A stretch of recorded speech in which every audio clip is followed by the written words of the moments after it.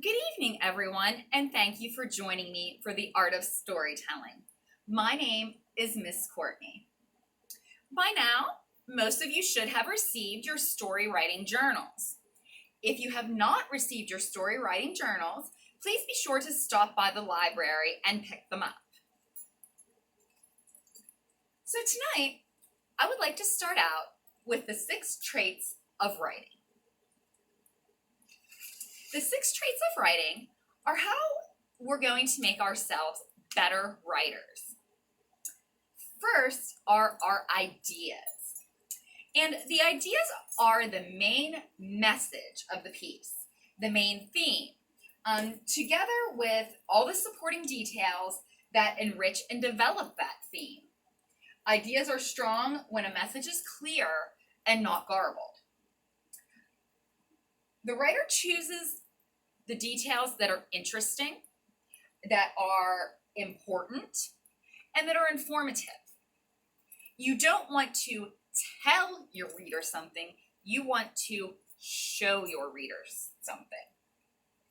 Successful writers show readers that which is normally overlooked, the small little details, the unusual, the unique, the bits and pieces of life that might otherwise be overlooked.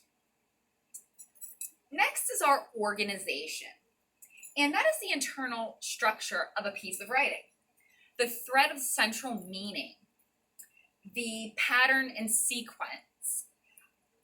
Organizational structure can be based on a lot of different things: compare, contrast, point-by-point analysis, chronological history of events. But whatever sequence you pick, make sure it's consistent throughout your piece. Events proceed logically. Information is given to the reader at the right time with the right amount of details to keep them interested. Our voice.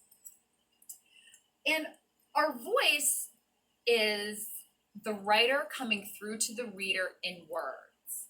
You're not telling your reader, you're showing them using your voice, your unique voice that helps the reader see what you are trying to say.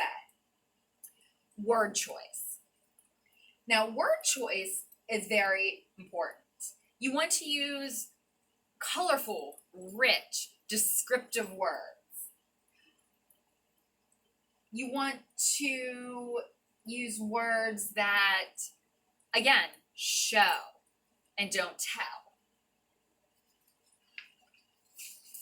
Now, our sentence fluency is the rhythm and flow of our language, the sound of the word patterns, the way in which the writing plays to the ear, not just the eyes. With your sentence fluency, it's what moves your piece along. To check your sentence fluency, read your piece aloud and ask yourself, does this make sense? Does this flow without interruption?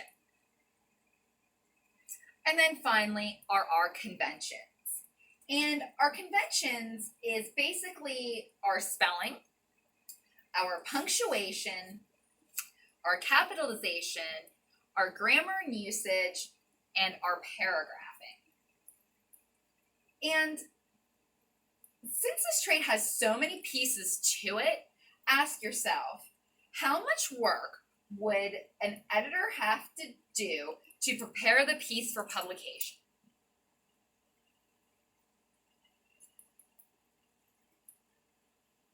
So I want you to think about these 6 traits of writing like pieces of a puzzle that fit together to form a picture.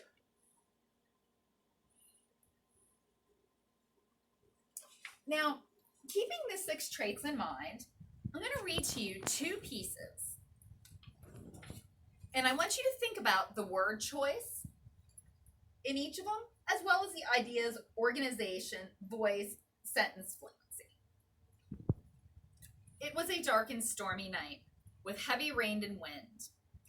The wind was so strong it made the lights flicker and the roof creak. Now let's think about that for a moment.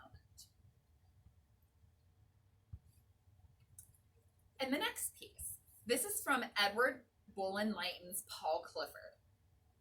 It was a dark and stormy night.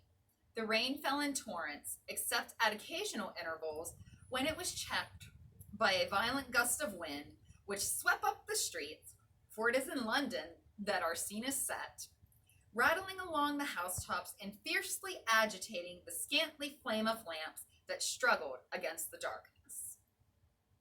Now let's think about that for a moment. Which of those two are more vivid to you?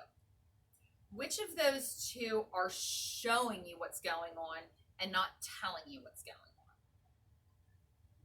For this week's writing exercise,